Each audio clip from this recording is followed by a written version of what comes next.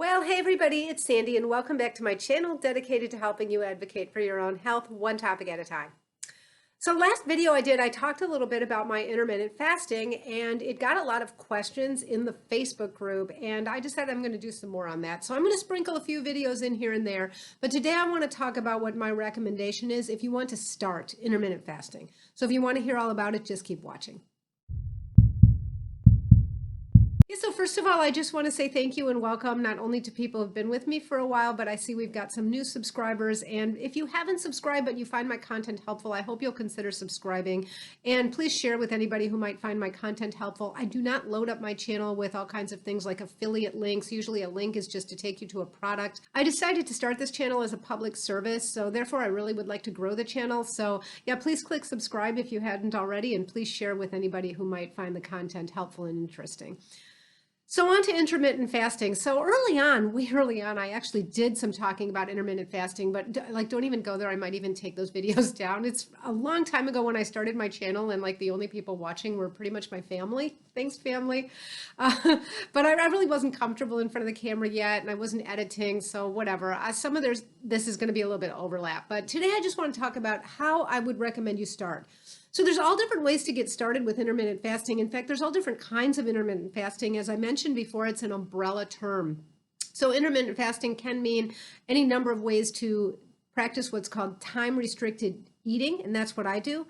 And then there's other kinds of intermittent fasting where you cycle within days. So maybe a few days a week or 2 days a week, you would eat with a very restricted caloric intake, like 500 calories or less. So it's extremely restrictive.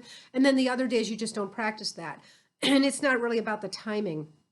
There are other people who practice that every other day. So every other day they have an extremely restricted calorie intake, like under 500 calories. And then the opposite days, they eat whatever is their normal. So I don't have a quarrel with any of these. And by the way, hats off to you if you've done one of those cycling kinds with success, because I think there are benefits to that kind of fasting as well.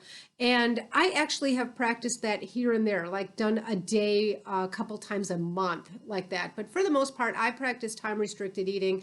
I find I can get my head around something that I can get used to that's going to be very regular rather than cycling between such extremes. Although again, I think it's actually good for the metabolism to experience that cycling between extremes. Maybe that's for a later discussion. But let's say you're getting started and you want to practice time-restricted eating, which is what I would recommend. And I do recommend starting with something called the 16-8 plan.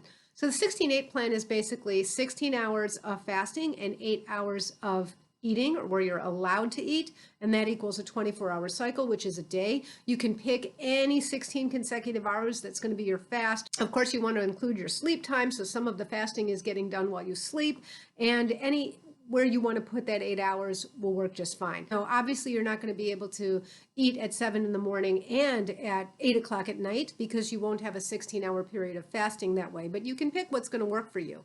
And you can try it for a week, and you can always shift it if you'd like. The main reason I recommend starting with a 16-8 is because I think it's challenging for most people, yet it's very doable. Now, if you feel that 16 is just too much, maybe you're used to eating in a 14-hour window a day and it just feels like you just can't quite get there. You're scared about whether you're going to be able to do it. Fine. Go to 12. Go to 12 and 12. You're not going to get all the metabolic benefits of the fast because you're not going to be able to tap out your glycogen stores. And I talked about that in my previous video, which I'm going to link above. And I talked about the different ways we metabolize. The easiest way to get energy if we need to do work is to take sugar straight from the blood sugar. Once we're done using that and that sugar has gotten low enough that we can't really draw a lot of energy that way, we tap into our glycogen stores. Those are stored in the muscle and in the liver. And finally, the third way, once we tap out all of the glycogen, is to get into the stored fat. That's very biologically costly. The body doesn't like to get rid of stored fat. Your body still thinks you're wandering around hunting and gathering hundreds of years ago, and that you're going to need that fat because there will be a famine at some point. Okay, that's what your body thinks. It hasn't evolved as fast as our society has. So that is going to take a long time. Now, if you do a 12-hour fast and a 12-hour eating period, you're not going to necessarily tap into those fat stores, but you might be able to start with 12 hours and gradually decrease the eating window, gradually increase the fasting window, and you might find that that's something that's going to work for you, and there's nothing like something that works. So ultimately, you've really got to get to at least a 16-hour fast before you can get that metabolic shifting to happen readily, where it's not always a challenge, but your body is used to tapping into fat stores when it needs to. But if you can't get there right away, don't do it all right away. I do think that most people can do a 16-8 starting out. It's not too hard. It is challenging. I like the word challenging as opposed to difficult or hard, because things are supposed to be challenging, and it's sort of it's a more positive word. It's challenging, but it is doable. And if a lot of people kind of think to themselves, I'm almost doing that anyway. Like if I just give up this bagel that I have at this time, then after that, I think about it, all my eating really is within an 8-hour window. So it's kind of not too difficult to do, but it's still challenging. And the next thing you have to do is choose how many days a week you're going to do this. So some people say you really only have to do the 16-8 like 2 days a week. Yeah, I'm not going to recommend that. Again, I think that too much cycling between extremes actually makes something like this more difficult to do. And if you already eat close to that window, then doing this only 2 days a week isn't going to make that much of a change. So I don't recommend that, but again, baby steps, do whatever you think is going to work for you. I recommend doing it something like 6 days a week. That's what I started out doing. I started out with a 16-8, and I decided it was going to be 6 days a week. I gave myself one day that was a break. By the way, the break day went away. It wasn't even a decision on my part. It's because doing this with the 6 days a week for so many years, my stomach just got used to that cycle, just sort of like your brain is used to a sleep cycle, right? And it would be very difficult for most of us to decide we're going to go to sleep at 1 o'clock in the afternoon and get like the equivalent of a good night's sleep. So just like your brain has been trained and it's learned to follow a particular cycle, so will your hunger hormones in your stomach. It will follow a particular cycle. So what I noticed is that after a long time, I always kept that day of the week available that I could deviate from the 16-8 at that time. Now I do a 18-6 pretty much. But what I noticed is that I just wasn't using it. I still allow myself the day, but I don't even remember the last time I used it because my stomach just isn't open for business much before like noon. So when you read some of the articles or books about the 16-8 plan, they're going to say during the 16 hours when you're fasting, you don't have any calories. What can you have? You can have water, you can have black coffee, plain tea, herbal tea, anything you want that's non-caloric. And then they say during the 8 hours when you're eating, you can have whatever you want. I would caution to be aware of a phrase like whatever you want, right? That if you're going to take an 8-hour window and you're going to eat Krispy Kreme donuts the entire time, you're probably not going to enjoy a whole lot of benefit out of the intermittent fasting. You have to think about what you're eating. And just like with any other way of eating, any other diet, even if you're not on this, some days you splurge with this. Some days you're more hungry, you eat more. Some days you're less hungry, you eat less. You're going to have some variations from day to day. That said, I try to stay away from the whatever I want mentality because I just don't think anything good comes out of a completely undisciplined behavior, because I had my 16 hours of fasting, I could just have whatever I want for 8 hours. And I don't think most people even feel good doing that. I never really did fall prey to the whole whatever you want kind of thing. When I read it, it sort of jumped out at me as kind of a warning sign. Okay, don't use it as a license to do whatever you want. And at the same time, I'm going to recommend that you don't change too many things at once. Don't completely revamp your whole diet. Don't decide that now you're going keto or you're going vegan or something at the same time as you start intermittent fasting. I'm always honing things, but if this is going to be a really big change for you, try to forget about the rest a little bit. Try to just shelve it and not do too many things at one time if that's just going to completely overwhelm you. Okay, so you're all ready. You're saying, all right, Sandy, I'm going to do the 16-8. I've got it. I'm going to have only non-caloric fluids during the 16-hour period. I'm only going to eat in the 8-hour period. I'm going to try not to go crazy. What about some tips and tricks for while I'm starting? Funny you should ask. I've got a few of those. So the first one is something I touched on already, which is that expect this to be challenging. Okay, I don't want to call it hard, but it should be challenging and just expect that. Let's calibrate the expectations so that this doesn't seem like something you can't do because you can. Second important point to keep in mind, listen to me very closely here. Hunger comes and goes in waves. It does not build. I'm going to repeat that. Hunger comes and goes in waves. It does not build. Why is this important? Because when you start intermittent fasting, what most people do is they decide they're going to skip breakfast and they're going to prolong their time to their first meal. So let's say you get up at 6 o'clock in the morning, and instead of eating breakfast at 7, you're going to wait until like 11:30 or noon to have your lunch, because a lot of people say, well, I want to keep this window. I want to be able to eat in the evening in case. I want to leave some space for myself. So most people start with like 11 to 7 or noon to 8, something like that. And what's going to happen is if you're used to having breakfast around 7 o'clock, you can be a little bit hungry at 7. Your stomach's going to remind you, because this is what your stomach has been habituated to do for a long time now, right? Hey, hello, it's time to get up, time to send some food in here. And what you're going to be saying is, no, you're going to have to metabolize a little more blood sugar. And maybe you're going to have to check out the glycogen stores. And your stomach's going to say, no, I don't want to do that. That's hard. No, send some food in. And you're going to say no. And what's going to happen in your head is you're going to get kind of scared, right? Because, oh my gosh, it's 7:30. I'm this hungry right now. I feel this hunger. How am I going to make it to 8:30, 9:30, 10, 4 more hours? I can't imagine what this hunger is going to be like in another 4 hours. Don't worry, it's not going to be any different, okay? Because the hunger doesn't build.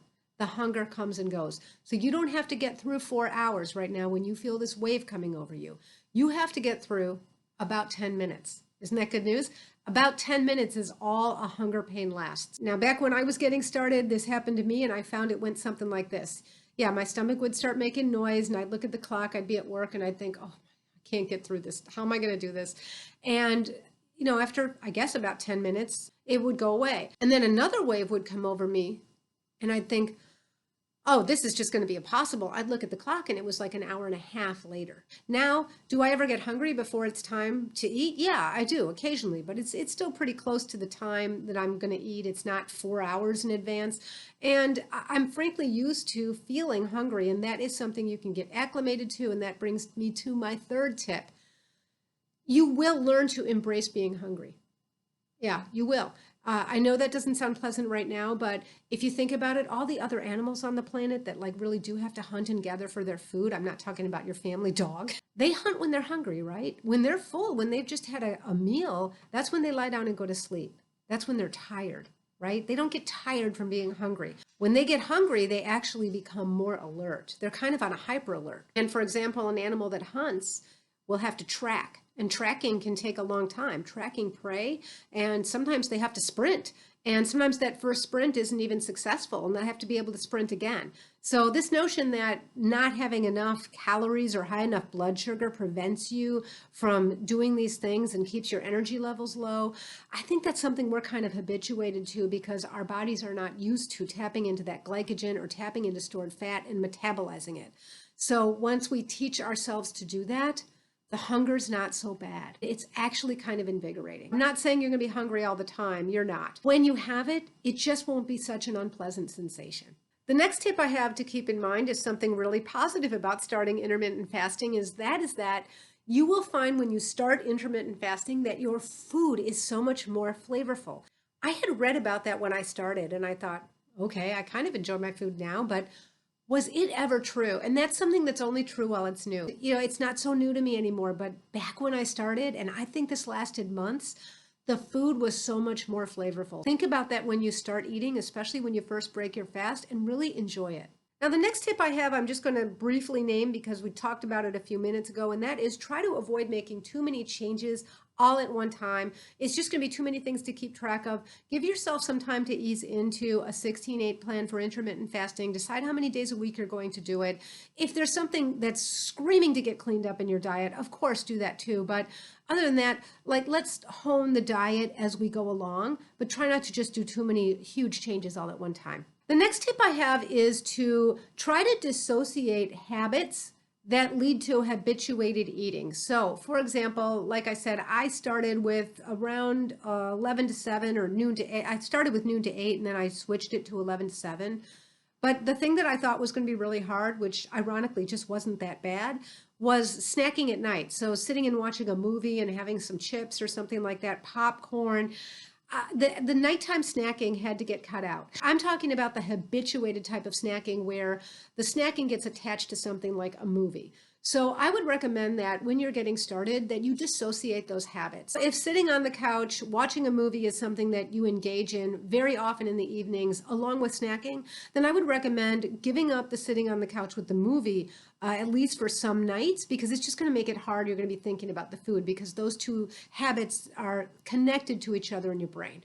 So I would maybe watch a movie in a different room, or maybe be in that room but do something else instead of watching the movie. Try to get the activities that have food associations sort of broken up. The next tip I have is enjoy hot drinks. I never embraced hot drinks. Now I've become a complete coffee snob, so I just love coffee.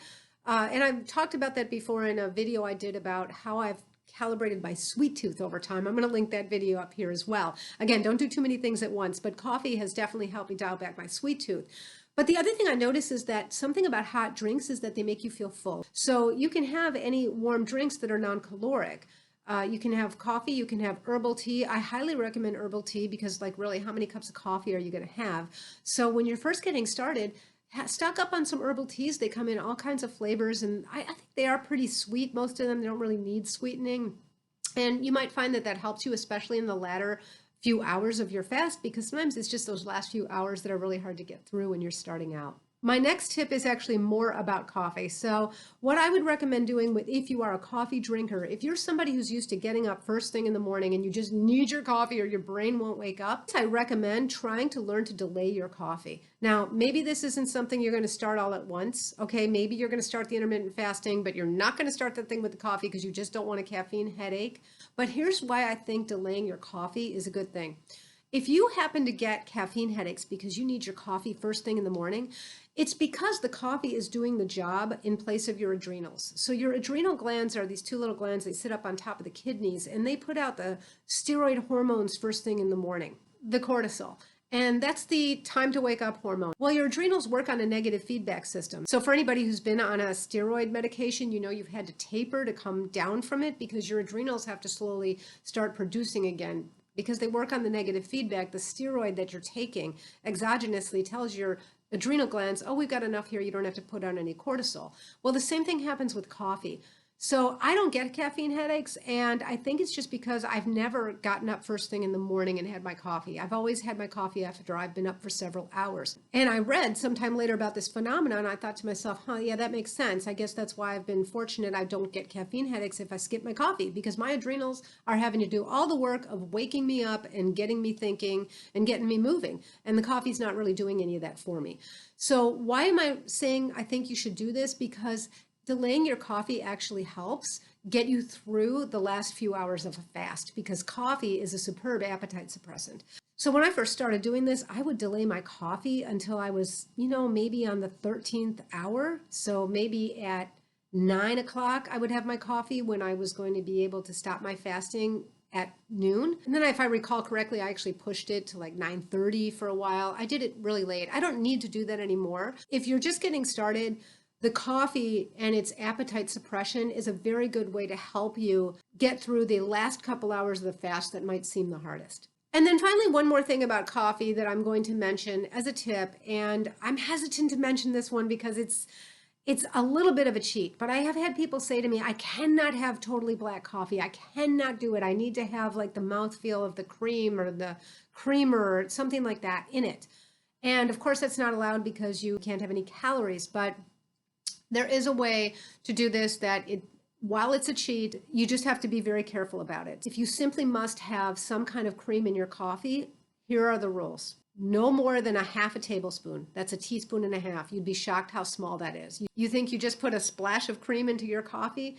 No, you don't. You probably put in a few tablespoons. No more than a teaspoon and a half. And try to make it less. And what I did at the time is I actually measured it. Okay, I actually measured a half a tablespoon and I gradually scaled that back so there was even less. I don't even know what's making a difference. Like, I still do that. I don't even know if I would notice anymore if I didn't have the creamer in there, but I like having that. The second thing you're going to have to do is definitely delay the coffee, because you don't want any of the metabolic impact when you're still tapping into those glycogen stores. So I would wait, if you are going to use this cheat trick and have just a teaspoon and a half of cream in that coffee, I wouldn't introduce that coffee until I was on hour 13 of the fast at a very minimum. And really, after 13 hours, a teaspoon and a half of cream is really not going to have much metabolic impact anyway. And here's the other reason, because the final thing I have to say about it is that it will be whole cream or whole fat coconut milk if you're vegan, something whole fat. You don't want milk, you don't want skim milk, you don't want these creamers because they all have some sugars. Milk has lactose in it, that's a sugar in the milk. Fat doesn't have much of an insulin response. It has almost none actually, but it's sugars, carbs, and even proteins that have an insulin response. So what we're trying to do is not have any insulin response. If you want to take advantage of this cheat, and I did it and I felt like I was perfectly successful with intermittent fasting, wait until you're about 13 hours into your fast before you have your coffee. Have it with no more than a teaspoon and a half of a full fat cream or a full fat coconut cream. And then my final tip is, let's try to not get any attachment to the result we want at the end of the week. Just try to get rid of all that. Try not to expect too much from intermittent fasting. It works on lots of different levels. It has tremendous anti-aging benefits. It will enhance your ability to metabolize fat and to tap out your glucose and your glycogen stores. It has a positive influence on inflammation. It is contributory to brain health. It staves off dementia. That's from animal studies. It helps to contribute to a different body composition where you have more lean body mass and less body fat. It also contributes to weight control, but too often I think when people start plans like this, they get in their head, okay, I want to see 5 pounds gone. I get on the scale after the end of 1 week and I don't see 5 pounds gone, and then I conclude that this thing isn't working for me. Try not to get too attached to a result too soon, because with intermittent fasting, there are so many results and so many health benefits. There is nothing like intermittent fasting to shape and mature your own ability to delay gratification, which I think, I'm getting kind of philosophical here, I think that's the underpinning of personal happiness in life. To be able to delay your own gratification and do what's best, not what's easiest. And nothing really trains you as quickly in that as intermittent fasting. All right, so that's what I've got for today with the getting started. I'm going to do some more of these videos. I'm going to do some more things on tips and tricks and whatever. And I'd like to answer some questions. Please put questions in the comment section and I will do future videos where I can get to answering those as well. And let me know if this was helpful. And until next time, be well. Bye-bye.